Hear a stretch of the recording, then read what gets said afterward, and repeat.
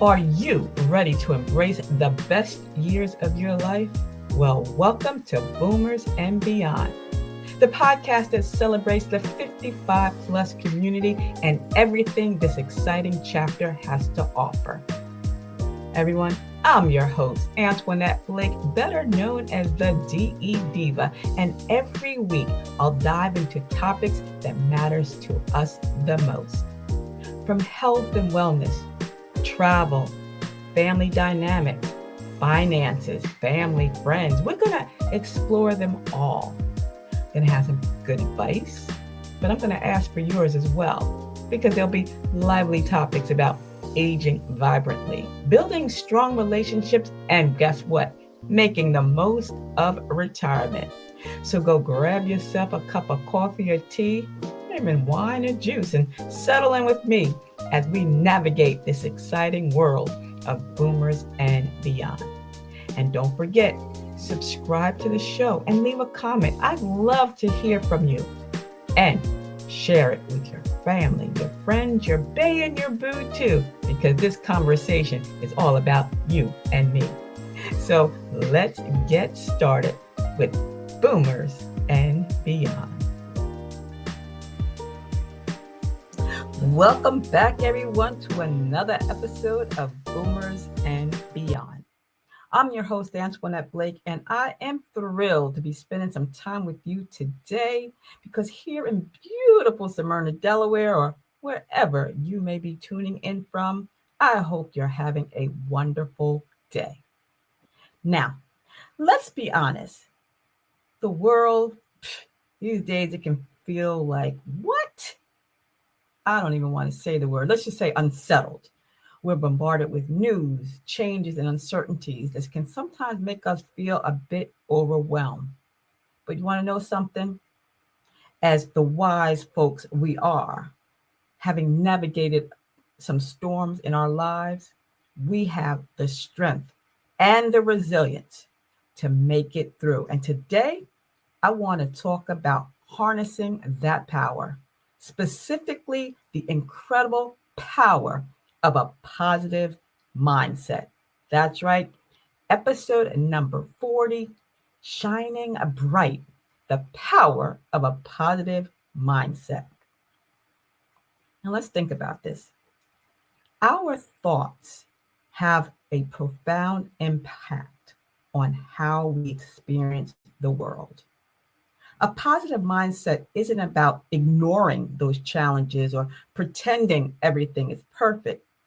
It's about what we choose to focus on. We focus on the good, finding opportunities even in difficulties, and approaching life with hope and optimism. And trust me, my friends, cultivating this mindset is especially crucial in these times of uncertainty. It's like having a personal compass that helps us navigate through the fog. So you may ask, how do we cultivate this powerful positive mindset, especially if you're enjoying full-time retirement, or even if you're still balancing the demands of a 9 to 5? Well, in this episode of Boomers and Beyond, I'm going to give you some practical, actionable tips for you, whether you can weave them into your daily or your weekly routine.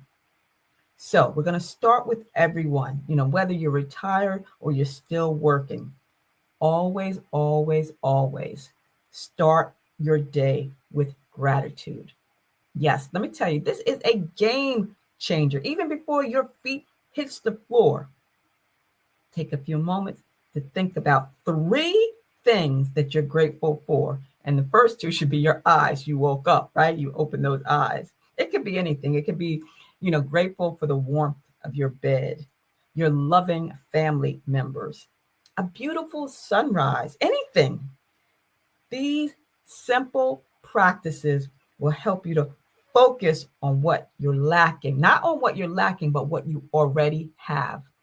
Even if you need to keep a gratitude journal by your bed. Now, If you've been listening to me for a while, you know I write in my gratitude journal when I start my day. But sometimes when you just wake up looking up, everything else is gravy, baby. And that is my midlife mantra. The next thing I want you to do is practice mindful moments. I know we're ripping and running, doing this, doing that, but throughout the day, take a short break to just simply be present. Notice the taste of your coffee or your tea, the feel of the breeze on your skin when you go outside, or even the sounds around you.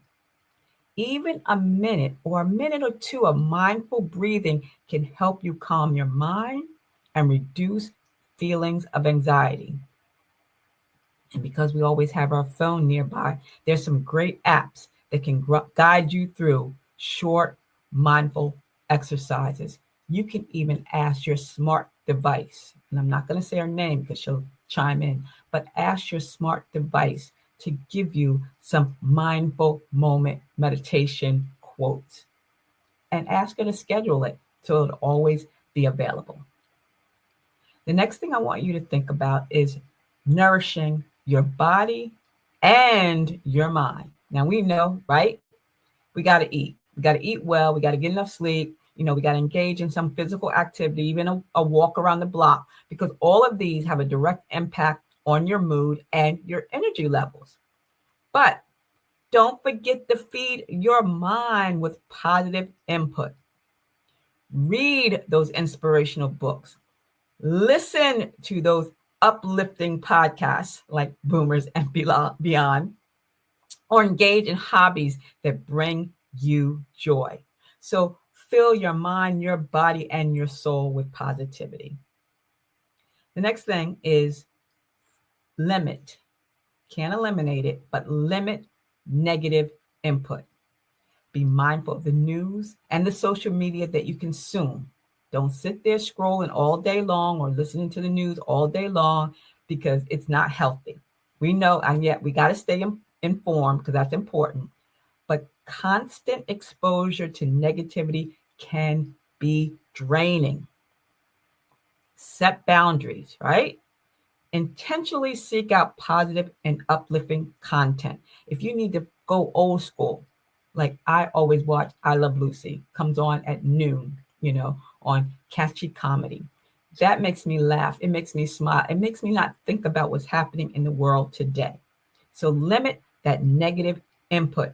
Feed some positive or uplifting comedy, uplifting content, anything. Another thing I want you to do is to connect and engage. It's important. We're not, humans need to connect. Our connections with others are vital for our well being. So make time to connect with your friends, with your family, or even community groups. Share your joys, your concerns, offer support, and receive it in return because loneliness can breed negativity. So nurture your relationships. That's key. You guys know I talk to Anchegi every day. I give her a call, whether it's for 5 minutes or 50 minutes. We have a conversation.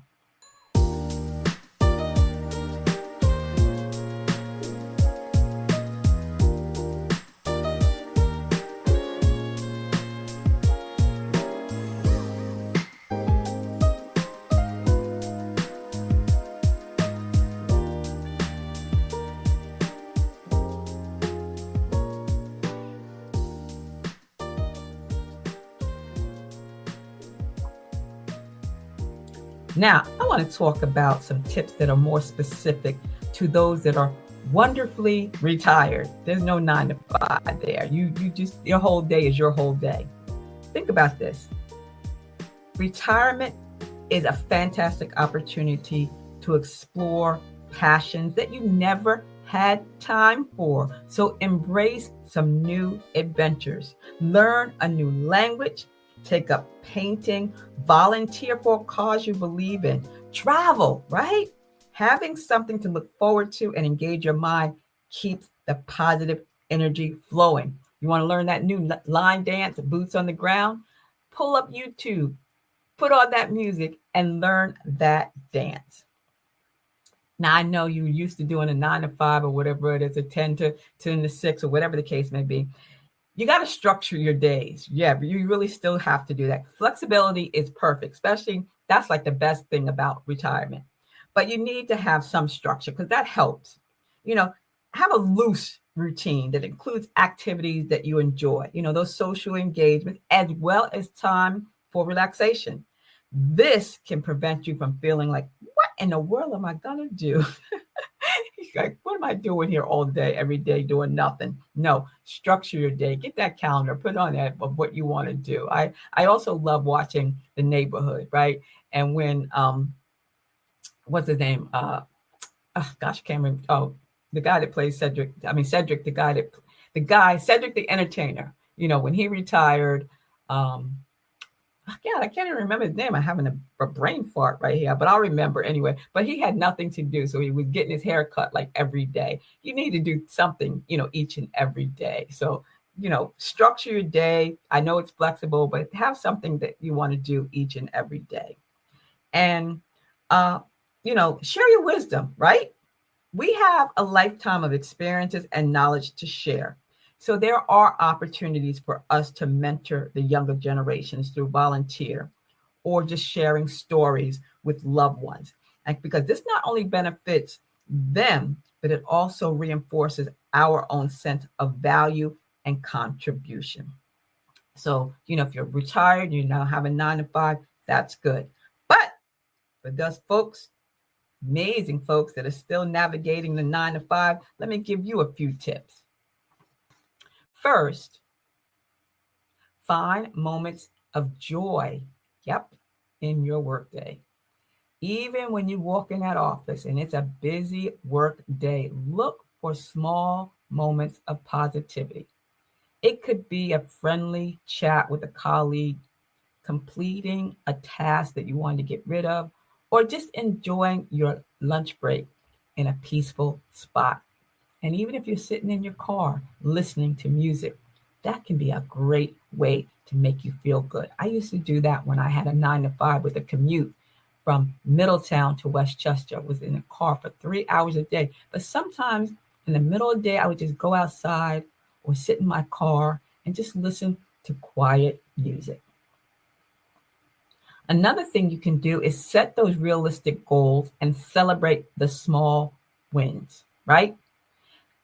Because when you're overwhelmed at work, that can lead to negativity. So take those big tasks and break them into smaller, manageable steps. Just like line dancing, you got to learn it one step at a time and acknowledge and celebrate each milestone as you achieve it because it builds the momentum. And then at the end, it gives you a real good sense of accomplishment. And last but not least, and this is for those that are retired as well as those still doing a 9 to 5, prioritize self care. Yes, when you're working hard, it's important to prioritize self care, which is outside of your work hours or outside of your normal day. Make time for activities that help you to relax and recharge, whether it's a warm bath, a long shower, listening to music, or just spending time in nature. This helps you to approach life, your work, everything in a more positive and resilient attitude. So, my friends, remember, cultivating a positive mindset is a journey, not a destination. Because there's going to be days when they feel more challenging than others.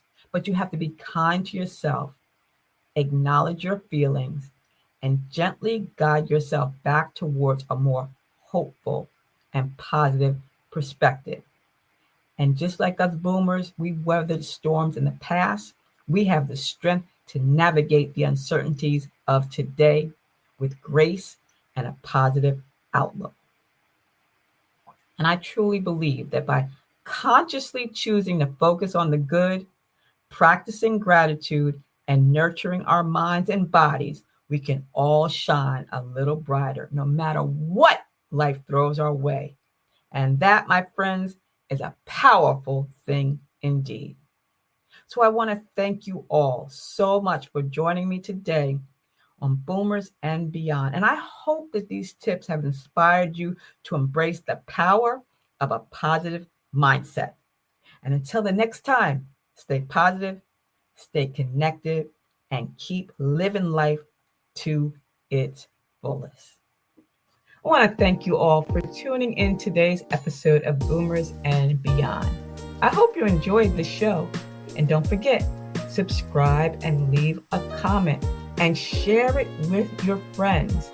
You can find me on all my social media platforms. And you know what? This podcast is on Apple and Spotify and Google and iHeart. They're all out there. Just ask for Boomers and Beyond. And if you have a question or a topic suggestion, send an email to me at ablake48@gmail.com.